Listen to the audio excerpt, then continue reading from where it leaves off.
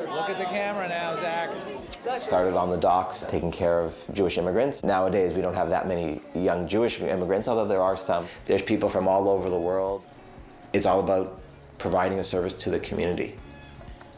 If you want, I can give you a needle this big. This big? For her, I should give it? Yeah. Okay. Voici l'histoire du Centre de médecine familiale Herzl, l'une des toutes premières cliniques gratuites d'Amérique du Nord. Le Herzl ouvre ses portes à Montréal en 1912, plus de 50 ans avant l'instauration du régime d'assurance maladie du Canada. Contre toute attente, malgré la pauvreté et les préjugés, le Herzl reste un chef de file de la médecine familiale et des soins préventifs.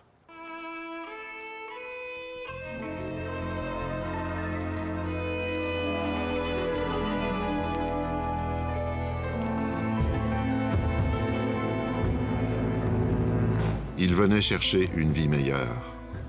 Au début du 20e siècle, les Juifs fuient l'Europe et ses pogroms meurtriers. Des dizaines de milliers d'entre eux trouvent refuge à Montréal. Beaucoup des problèmes actuels des pays en développement sont endémiques dans le Montréal de 1912. L'insalubrité, un taux de mortalité parmi les plus élevés d'Occident et un taux de mortalité infantile uniquement surpassé par celui de Calcutta. Le quart des bébés mourant avant leur premier anniversaire.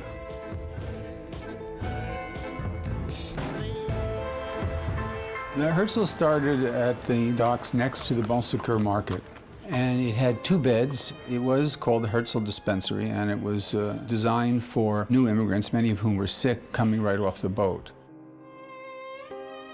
Un groupe de 12 médecins juifs jugent insuffisants les 2 lits du dispensaire. Le 2 juin 1912, dans un bâtiment loué de la rue Saint-Dominique, ces médecins et des sympathisants inaugurent la première clinique juive du Canada, l'une des premières cliniques gratuites d'Amérique du Nord. Les fondateurs offrent aux Juifs montréalais des soins en yiddish dans le respect de leurs coutumes religieuses pour atténuer le traumatisme de l'adaptation à leur nouvelle vie au Canada. Ils s'engagent aussi à ne jamais refuser de soins à des personnes d'autres religions ou cultures. The Herzl broke new ground. It became the first preventative healthcare facility in all of Canada. In this whole vast nation, this tiny little clinic looked at ways of preventing ill health in addition to treating illnesses. Le dispensaire Herzl porte le nom du journaliste austro-hongrois Theodor Herzl. Herzl est un héros du peuple juif pour le rôle qu'il joue dans la création de l'État d'Israël, à une époque où les Juifs fuient les persécutions dans de nombreuses régions du monde. These were desperately poor times for the Jewish people. For the children, it meant going to work as soon as possible. Le Herzl sert les malades et les pauvres, mais c'est aussi l'un des seuls établissements montréalais où médecins et infirmières juifs peuvent acquérir une expérience professionnelle. En effet, ils sont exclus des écoles de médecine et des hôpitaux de la ville. Au Herzl, ils peuvent débuter leur carrière tout en se perfectionnant. En mai 1914, le Herzl déménage rue Saint-Urbain au coin de Milton. Il était temps, car 1918 voit l'arrivée d'une vague de réfugiés européens, dont de nombreux Juifs. Le Herzl répond à l'appel. Le Herzl contribue aussi à l'établissement de la Fédération des philanthropies juives, ancêtre de l'actuelle fédération CJA, qui chapeaute les organismes communautaires juifs de Montréal. La fédération élit d'ailleurs domicile dans le dispensaire Herzl. The Herzl in those days, in the 1920s, was the seat of dissent among Jewish doctors in Montreal. They planned the Jewish General Hospital in the Herzl Health Center. En 1923, plusieurs médecins du Herzl, dont le cofondateur Samuel Ortenberg, créent la Montreal Clinical Society. Au sein du dispensaire Herzl, elle joue un rôle clé dans la création de l'hôpital général juif qui ouvrira en 1934. The Herzl Dispensary, as I remember it being called, was situated just a little bit north of the YMHA, 2 blocks over from the Jewish Public Library. The whole area around the Herzl, that was really the center of Jewish life in those days. When I grew up, I lived there. You couldn't walk down any of the streets with practically every door was a Jewish name and a Jewish family living there. Way back historically, before anybody even conceived of Medicare, the Herzl was our Medicare. And if it wasn't for the Herzl, I really can't conceive of what people would have done. Les immigrants juifs devenant plus prospères se déplacent vers des banlieues nouvelles. Côte-des-Neiges, Côte-Saint-Luc, Hampstead et Notre-Dame-de-Grâce. À l'ouverture de l'hôpital général juif en 1934, médecins et patients délaissent le Herzl, lui préférant la modernité du nouvel établissement. Une nouvelle vague d'immigrants juifs, surtout des survivants de l'Holocauste, déferle au milieu des années 1940. En 1956, quelques 1500 Juifs hongrois affluent à Montréal après l'échec de l'insurrection de Budapest. Entre 1957 et 1966, Montréal accueille environ 3000 Juifs marocains qui fuient l'antisémitisme du Royaume du Maroc nouvellement créé. Le Herzl vient alors en aide aux immigrants dans le besoin. À la fin des années 1960 et au début des années 1970, le système de santé québécois connaît de grands changements. Mais le Herzl, pourtant qualifié souvent de précurseur de l'assurance maladie et des CLSC, les cliniques gratuites du Québec, ne peut prétendre au nouveau financement provincial, étant une organisation à caractère religieux. Il voit même son existence menacée. En 1974, après d'intenses négociations pour que la démarche unique du Herzl soit conservée intacte, le conseil d'administration accepte la proposition de fusion avec l'hôpital général juif de Montréal. Le Herzl se taille une place à lui dans le centre de médecine familiale de l'hôpital général juif. Il maintient son autonomie et la vision originale de ses fondateurs, tout en bénéficiant des ressources et du personnel précieux qu'offre un grand centre hospitalier, avantage auquel il n'avait pas accès à ses débuts. De 1980 à 2000, la croissance du Herzl se poursuit malgré les coupes budgétaires, les difficultés du système de santé et l'augmentation constante du nombre des consultations. En 1989, le Herzl s'installe dans le pavillon E de l'hôpital. Le déménagement est censé créer de l'espace, mais il n'empêche pas le centre de déborder rapidement car les patients affluent en plus grand nombre. Le Dr Michael Malice est embauché en 1982. Diplômé de l'École de médecine de McGill, il a fait ses premières armes en médecine familiale dans les communautés autochtones du Nouveau-Mexique et des territoires du Nord-Ouest, ainsi qu'en Estrie au Québec. Devenu directeur du Herzl et chef de la médecine familiale de l'hôpital général juif en 1996, le Dr Malice est toujours en poste. Oh, okay. Oh, yeah, this is next week. En 2007, le Herzl intègre son domicile actuel, le pavillon H de l'hôpital général juif. The nuns used to live there, and every time they had a problem, Dr. Malice would get a call. I have a pain here, I have a pain there. So he knew all the nuns, and in the back it was charming because it had trees and swings, so they'd swing in the back, and the population of the nuns just got smaller and smaller to the point where it would be like maybe half a dozen. I believe the head nun had the place evaluated, and it was evaluated at 20 million. She asked the Pope if she could sell it, and they agreed to sell it to the Jewish for 10 million, because I assumed they were well served by the physicians at the Jewish. So, and that's where it came. I think the only stipulation is that the crosses must be kept. 100 ans après avoir aidé ses premiers immigrants parlant yiddish dans le port de Montréal, le Herzl offre ses services à des dizaines de milliers de Montréalais, de toutes ethnies et de tout niveau socio-économique.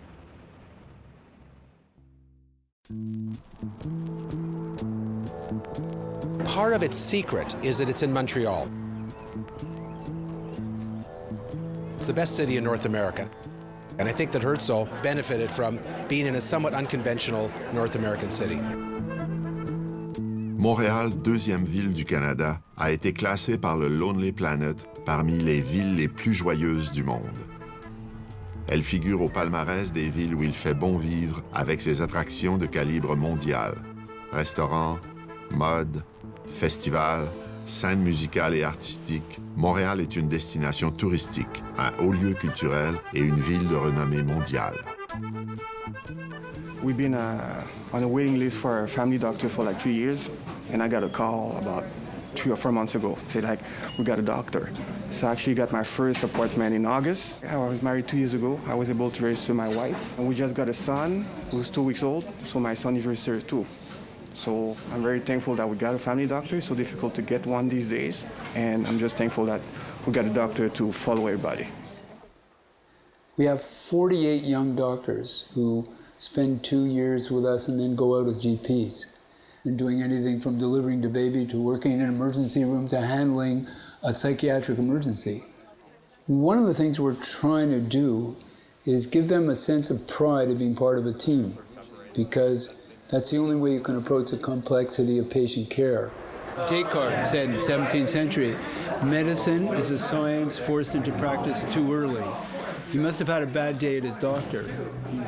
We have to keep validating or checking on the things that we do and not take them for granted. And that's what we want the medical students and residents to walk away with, and that's what we want to continue doing all our life. Hi. Hi, my name is Dr. Sarah Spoor. I'm a resident. Every clinical encounter is an adventure. People, when they go to a doctor, they trust you with everything that's happening about them, and you never know what is really going to happen. Then you start from there with the trust. You told me that you want to start physical activities. I'm going today. Yeah, so. Today, that was my plan, to come here and after here, go straight to the gym. You could start like gradually. I was a competitive kickboxer once upon a time. Oh yeah, wow. Okay. There's the prescription. Once upon a time. And I will see you in 6 weeks. Thank you very much. You're welcome. Thank Have you. a nice day. Bye-bye.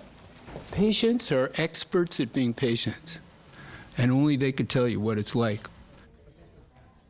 So we created a patient satisfaction committee. We actually got together a questionnaire with 42 questions, takes 12 minutes to answer, and we distribute it every 3 months in the year in our waiting room, and it's about, what do you hate most about us? What are the things that you think we're doing wrong? And then we correct them. But if you settle down and we get your average over the next 12 minutes, surprisingly, it may say that it's okay, which I suspect it is. So it gives me a chance to make 6 phone calls. No, but I'm going to go see another patient. If I don't forget about you, we'll be okay, all right? If after about 2, okay, I'll be back.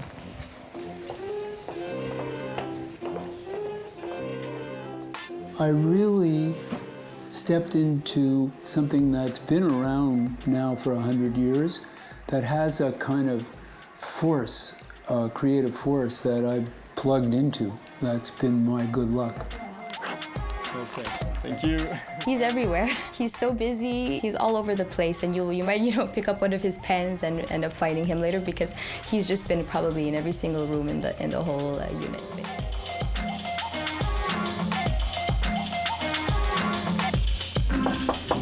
And at age 70 plus, he has the energy and dynamism of somebody 25 years young. He's lost none of his passion. He gets everything done. He's like Superman. I told you last year that as hard as it is to be Spider-Man, it's easier than being the chief at Herzl. Okay, can I talk to you about it after?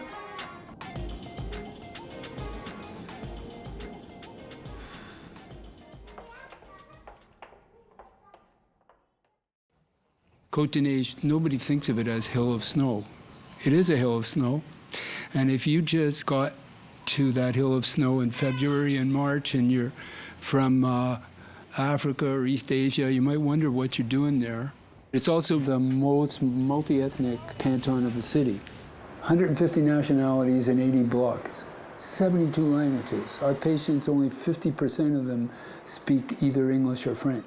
Highest fertility, highest immigration level, and that's where we are. And so we're still a dockside clinic, same old values. Okay, come on in. Do you know Hex? I know. He lives in here, okay? But he's sort of like a dog. You have to let him go out for a walk every so often.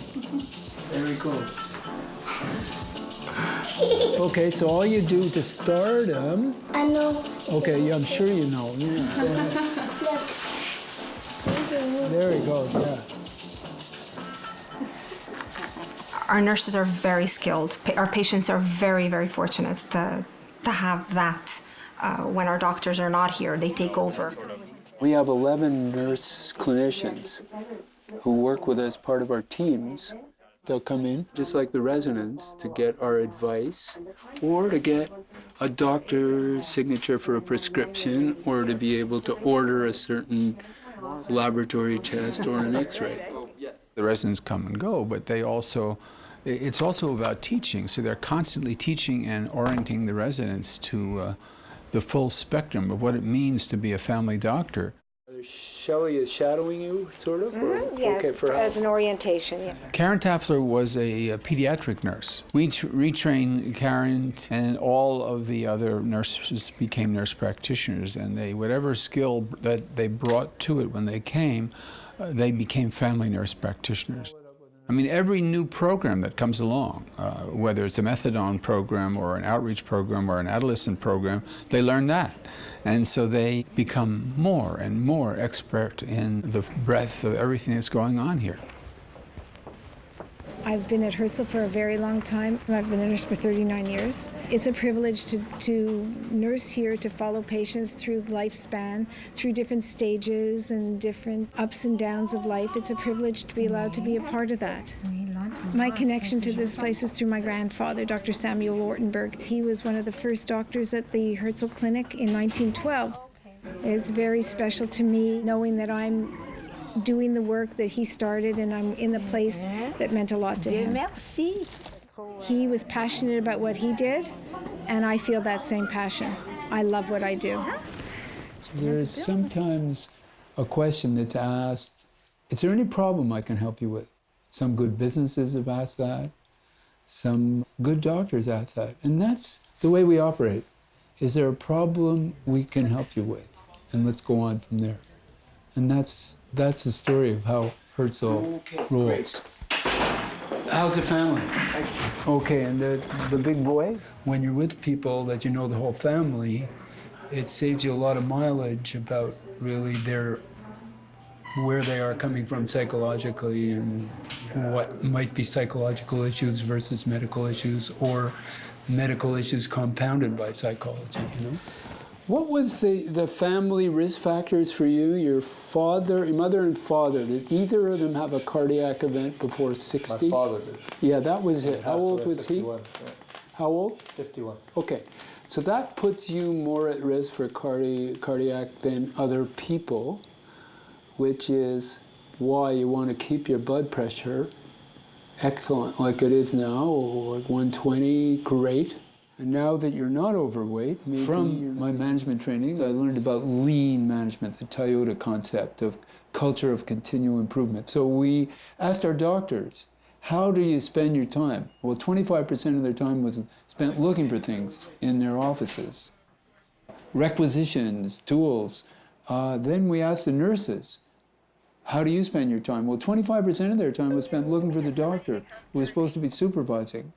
We fixed both those problems, and we increased our capacity to see patients within 1 year by 25%. One of the kind of maxims from management that I most respect is one from 500 BC, Cyrus the Great. The task of a true leader is to enable people to be who they truly are. Well, that's what I conceive with my challenge and role at Herzl.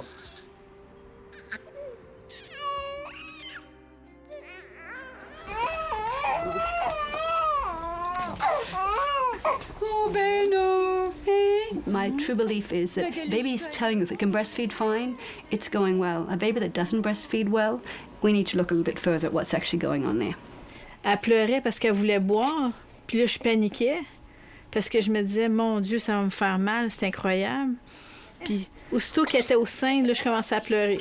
Fait que si j'avais pas eu l'aide que j'ai eue, je suis certaine que j'aurais pas pu continuer parce que j'aurais pas été capable. Breastfeeding is preventative medicine. The place to fall into this is the Herzl Family Practice Center, which again, is a premier center for preventative medicine. Joining these things together, it also made the circle, which is you have birth, you have breastfeeding, you have good health all the way through so that you live to be a very old, elderly person that's had a good life. En juin 2010, dans le cadre du programme pilote du ministère de la Santé du Québec, l'Hôpital général juif et le Herzl ouvrent le centre sans rendez-vous CRIU. Ils ont 2 objectifs: soulager les urgences engorgées de l'hôpital et offrir des consultations sans rendez-vous à certains des 40% de Montréalais qui n'ont pas de médecin de famille. L'essai est concluant. Dès sa première année, le CRIU du Herzl offre 20 000 consultations, dont beaucoup à de nouveaux immigrants. It has a magnificent French title, Centre Réseau Intégré Universitaire. We have social workers, clinical pharmacologists, nutritionists, psychologists, exercise therapists, working together, intradisciplinary. Busy is sort of normal. What I think the challenge is to maintain an atmosphere where even if it's busy, people feel they're being valued, they're being taken care of. And no matter how busy this place gets, it's our job as the administrators here and as the staff here to really not let that translate into the care of the patient. That we are here to really create a calm environment and really have them feel like they're getting the care that they want, despite all the stress that we try to hide behind the doors. Normally, you would sit here, you would wait. Sometimes you run into someone you know. It's become social. We see all kinds of different kinds of patients, different kind of illnesses. We got a huge immigrant population here. So very often we're taking care of problems that have started, health problems that have started even before they've arrived in Canada. It's lots of follow-up for an orphan population. People who do not have family doctors, who are left to themselves and who basically try to get their care through the walk-in clinics without continuous follow-up. Oui, tu aimes ça? Couc. Couc. Ça, c'est un petit test pour être sûr qu'elle n'a pas un œil qui va à côté, hein, comme ça. OK. Je vais juste vérifier si elle peut lever la tête. Oh my gosh! Oh! T'es forte! God, elle est forte. Look at that! Avant d'avoir ce bébé-là, j'avais connu un peu 3 fois de fausses couches. Et alors, il semblait comme que c'était impossible. Et heureusement, je me suis rencontrée avec le docteur Ottman. Elle m'a encouragée, elle m'a fait des conseils, comme quoi qu'il y avait encore la possibilité d'avoir un autre enfant. Alors, et voilà, aujourd'hui, j'ai ce bébé-là. C'est vraiment comme un bébé miracle. J'ai dit Dieu merci pour ce bébé. Je suis très contente de ça. 3. Oui, 5.34. Oui! Oui, oui, oui, oui. C'est ça. Tu vois, ils sont là avec toi. Oui. Okay, let's go right now. We have a certain mandate from the government who to give appointments to. We try to help as many as we can. Just to give you an idea, last year we assigned over 1,000 patients to family doctors, which is quite an achievement. But our mandate is to concentrate on vulnerable patients from this area. So when you have a patient here, then I'll look at their postal code, they're diabetic, they're this, okay, I'll give you a family doctor. And they look at me like it was a miracle. You know, you feel good when you do something like that. We've started a program for the teenagers. The YMHA has actually given us their exercise rooms for a very nominal sum. As part of this program, I've hired a psychologist, a nutritionist, and exercise trainer, and they meet with these teenagers, and after the hour and a half of exercise, they have a kind of self-help group My family notices I go outside more often. I go and chill with my friends sometimes and we play basketball or football or something. I usually never did do that. And now that I do that, I feel like I'm not wasting more time sitting on the couch and doing nothing. When they come into the program, they're really, really shy. They're really, really timid. And with this group support aspect that we give them, it's unbelievable. The difference that a teenager over an 8-week span can go through and can transform into this outgoing, comfortable, relaxed sort of teenager who's not scared to talk to adults, not scared to talk to the public that's at the gym. It's unbelievable. And it's the most important thing that we can give them. 4. Excellent. Teenagers, this has become very complex. Problems of depression, suicide, car accidents, AIDS. So that's why we create our adolescent program and go out in schools and talk to the kids in their classes. They're actually easy to help. A lot of people have this idea that teenagers are really hard to help, but actually teenagers are much more likely to get on board with a program than older people, because older people have their habits and they're often resistant to change.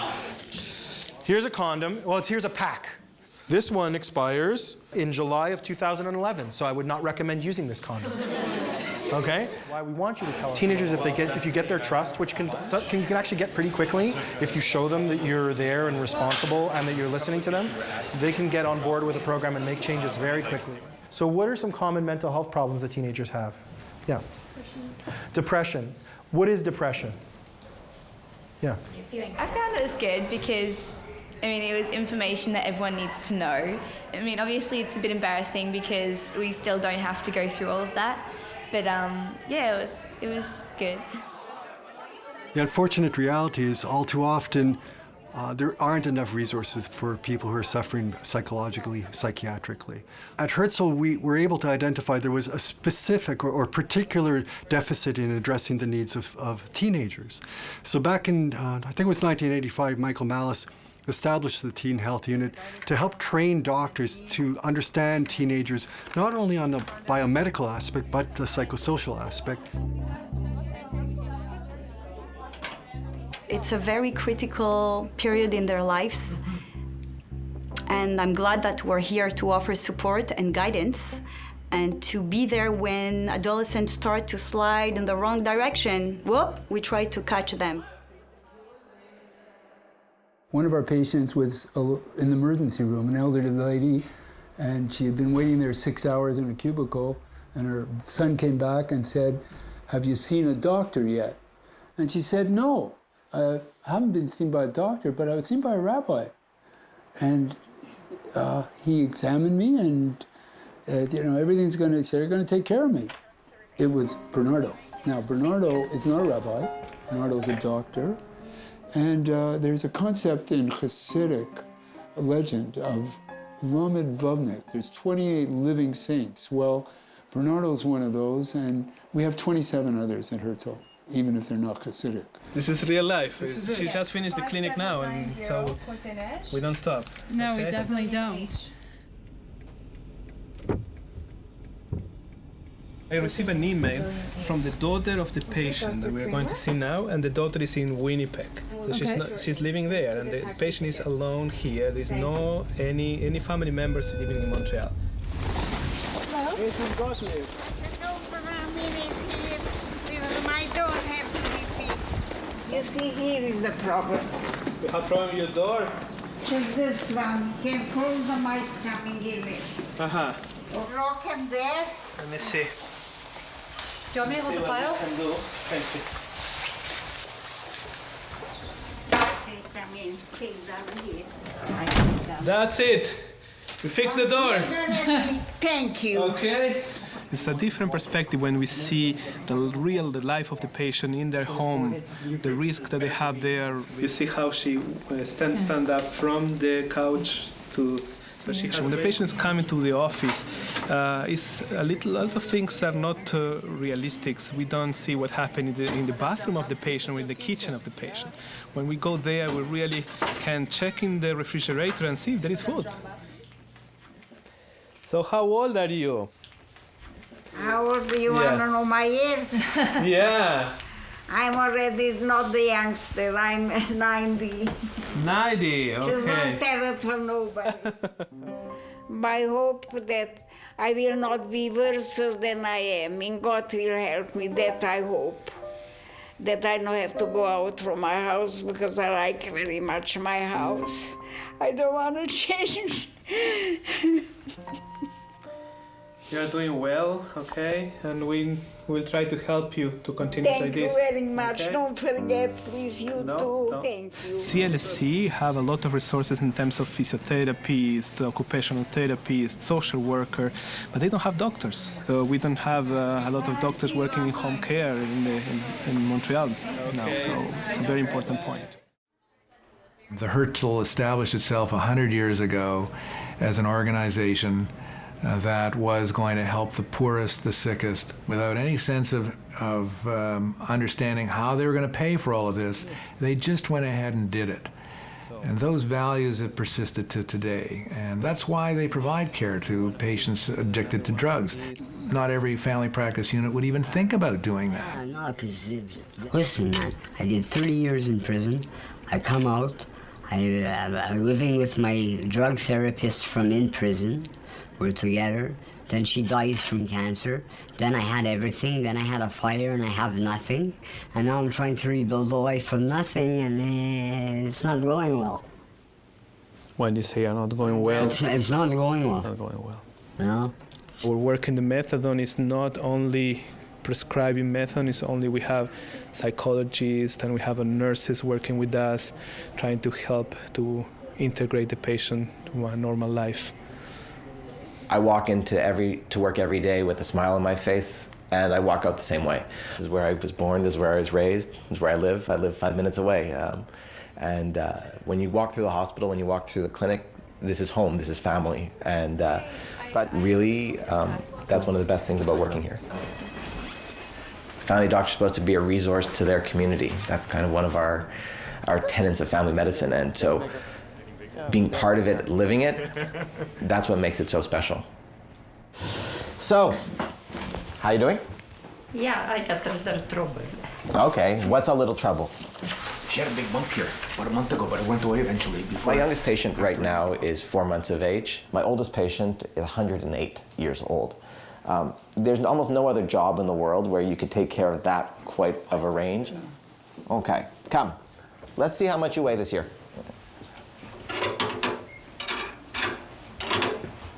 How much do you think you weigh? I'm not sure. So you weigh 76 kilos. I got too much. How much were you before? 76 kilo. I wait when I be pregnant. I think that it is a unique job within medicine and within society, that the privilege that it gives us, the access into people's lives. You see them on good days, you see them on bad days. They say thank you, you hold somebody when they cry. I just don't think there's anything else quite like it. You were not walking. Yeah. And that was the biggest thing. Now you're able to walk. I hurts me like crazy, and now it's like miracle for her. Yeah.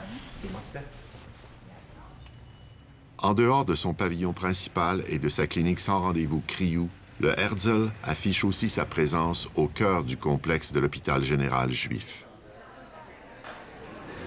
So right here on 6th North, we admit patients from the Herzl Clinic for all their medical needs, from different diagnoses like pneumonia. We see a lot of patients with cardiac problems and respiratory problems.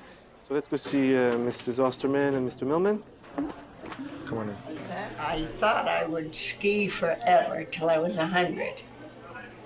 Now I'm beginning to think, well, maybe I won't. The snow wasn't so good this year. Apparently not. Do you remember when the occupational therapist came to see you a few days ago? Yeah. She said that you're not safe to go home, even with all the care that you've been receiving at home. And so we were wondering, have you thought about being placed for placement? Have you thought about placement? Hell no. You don't want it. I figure, well, I'll just go home and be myself.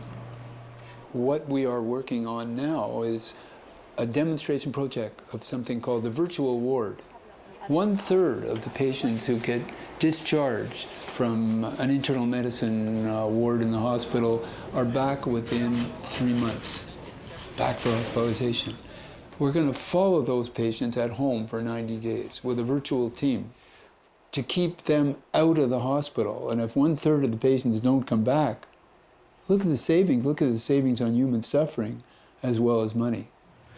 Mr. Millman, how are you feeling? How's your breathing? I get, well, certainly better than it was yesterday. And now that you're in bed, back on the oxygen, do you feel better. your in-hospital normal self? Yeah. Okay.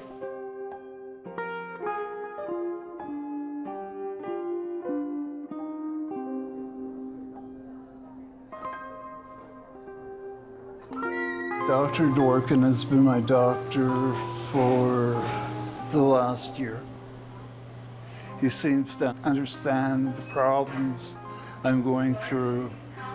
He's just a very compassionate person. Yeah, it's gotten worse.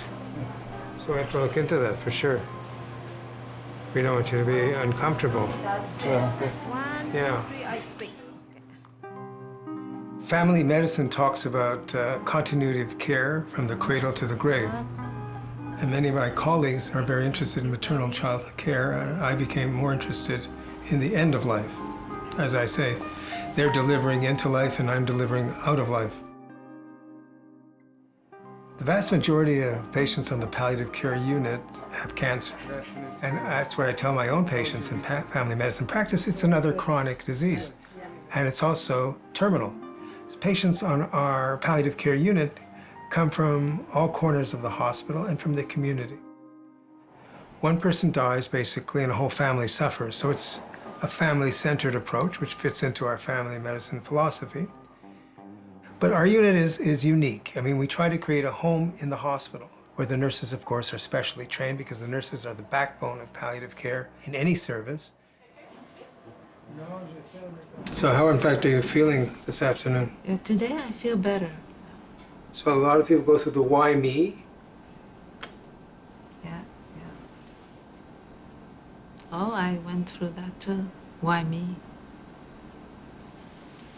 At one point I said, why me? Then again I said, why not me? Because I realized it can happen to anybody. See? Nobody is safe. I don't smoke and I have a big tumor there, so explain to me. We really create a genuine feeling of well-being and quality of end of life in a setting that allows people to feel cared for, safe, and secure. I feel one of the legacies that I have in working in this wonderful institution, the Jewish General Hospital, is to have created the palliative care service. We built it from a small nurse-doctor consult group to a full dynamic service that includes home care, consult service, and a palliative care unit. Our goal is really to help people live fully as they are dying. Pour fêter le centenaire du Herzl, un comité organise des retrouvailles pour réunir membres et ex-membres du personnel. Les réponses affluent du monde entier. Environ 200 médecins, infirmières, résidents et membres du personnel de soutien participent à un souper de réunion, puis à une journée de séminaire, occasion pour les professionnels de se tenir au courant des initiatives médicales prises au fil des ans. It's very bittersweet. Having just left just 2 years ago, this reunion tonight is a very emotional roller coaster for me. I have greatly missed many of these people. If I could put it in the following words, Herzl was more than just a job. It was family. If Herzl were to disappear tomorrow or today, what would be lost? Well, Herzl was a visionary looking for a promised land. Herzl was like back to Jerusalem, etc. We're looking for a promised land. We're looking for health care that knows no bounds in its capacity to keep our patient at the center and respond to its needs despite escalating costs, reduced funding, And the evolution of that story and that voyage, if it were terminated suddenly, it would be like a vessel of hope drowning. 11 to 12? This is for the 10s, though, so I don't know if It's a family. We are family medicine, but we all really are a family. We care about our patients and we care about each other. I think it's amazing the way it has become an institution that services everybody. It's not just part of the Jewish community anymore. One of the key words in health reform is sustainability. The one shining example of sustainability of the good aspects of the publicly funded healthcare system is the Herzl. To be able to continue for 100 years providing the quality of care that they do is truly remarkable. Un établissement de soins de santé moderne qui perpétue sa tradition de services rendus aux plus vulnérables, dont les nouveaux arrivants, ainsi qu'aux nombreux Montréalais sans médecin de famille. Un lieu où les professionnels de la santé apprennent les uns des autres tout en aidant des patients à toutes les étapes de la vie.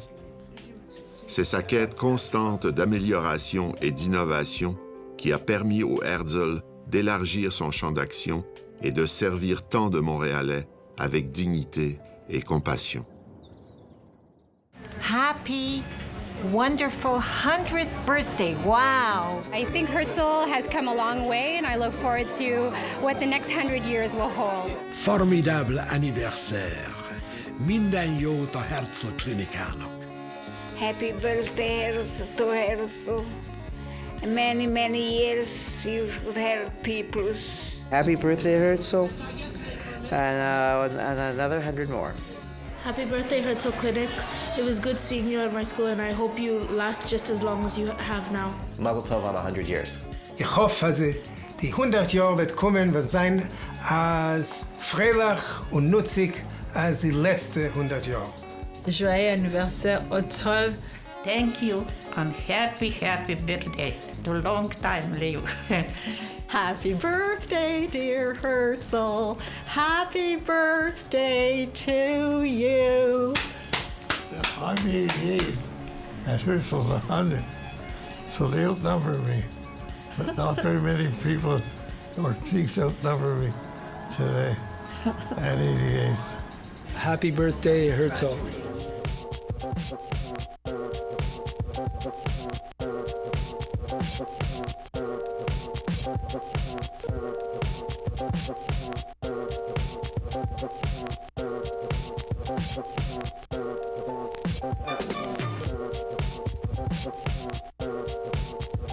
Thank you.